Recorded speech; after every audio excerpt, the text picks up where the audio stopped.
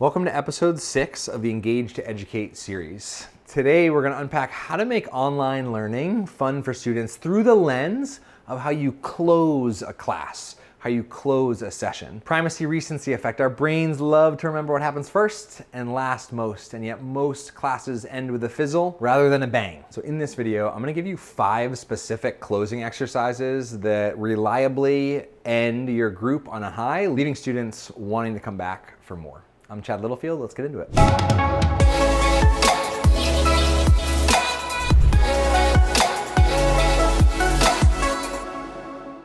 So I want you to imagine right now that you're a faculty member at WSU Tech. We've had 5 trainings and workshops together, and this is our final session together.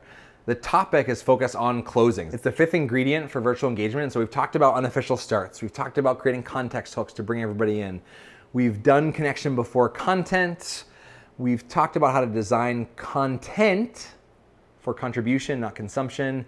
And now we're in our final session together. Focus on closings, focus on wrap-ups, focus on ending in a way that leaves students wanting to stay and linger or come back next time rather than dread come back next time. The way I started off my workshop with faculty is typically as an unofficial start, I do something that involves participation. But for a closing, I wanted to create the ethos of end.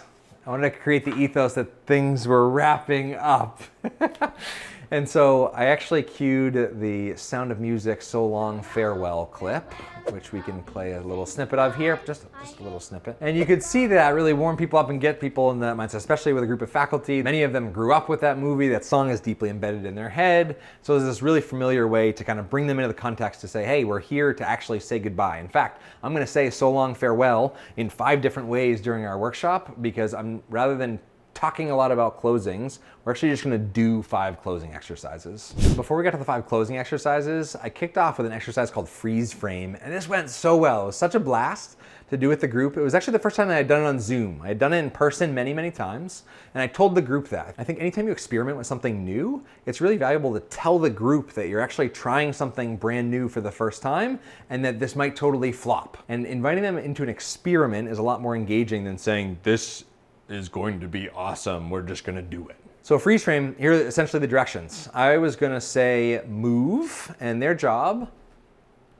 was to move.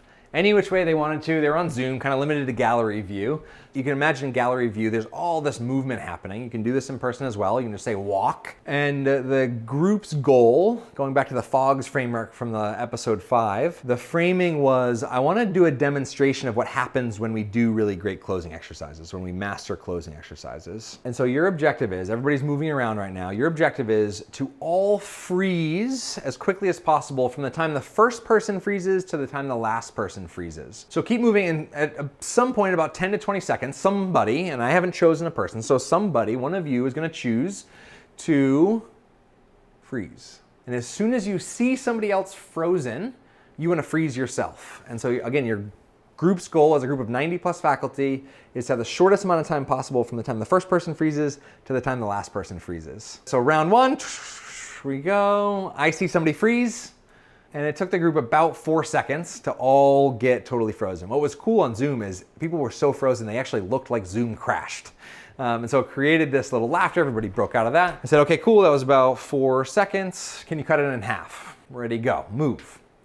So moving around, freeze. Our brains rely on blood to bring oxygen to them. When we sit still for long periods of time, our heart rate goes down, we don't get as much blood turnover, and so literally doing something kinesthetic that invites people to stand up or move or do something actually increases engagement from the very beginning. The other reason I wanted to do this is I think that when you do really great closing exercises, it takes a freeze frame, this activity is called freeze frame, it takes a freeze frame or a snapshot in somebody's brain and says, remember this is what class is like, this is what it feels like to be here, this is the value you get out of it, you have a good time, right? It freezes the memory, a good memory ideally, of a class, and students then carry that memory into the next class with them. I've said enough about the purpose of closing.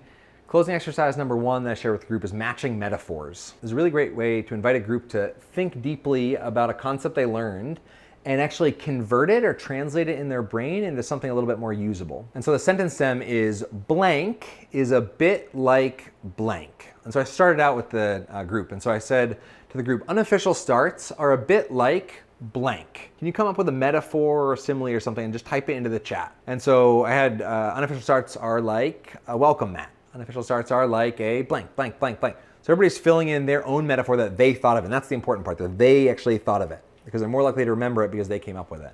And then I added a little bit more. So unofficial starts are like blank because blank. And then I just had them fill in that last part. So they're like a welcome mat because it's the thing you see before you even enter the door that makes you sure that you are welcome in that space. So I'm taking this metaphor and I'm helping define a part of a concept with it. So blank is a bit like blank because blank is the sentence stem you want to use for matching metaphors. Really great, quick closing exercise to invite students to process something, pass an idea through their gray matter, their prefrontal cortex, so that they're more likely to remember it. The second activity I call application anchors. And really simply, I said, everybody leave your space right now, go find an object that represents a core takeaway that you want to remember 3 months from now when you're teaching a class. So people maybe went and grabbed a bar to remember the ingredients for connection before content, and they brought that back. So they grabbed some object, and it's this application anchor, meaning it becomes a visual, physical, three-dimensional object that you get to set on a desk and helps you actually remember what you want to apply. Third activity, one of my favorites, it can actually be used at the very beginning or the very end as a closing exercise. It's called highlights, lowlights, and insights. And it's exactly what it sounds like. You split people out in groups and you invite them to come up with a highlight, a lowlight, and an insight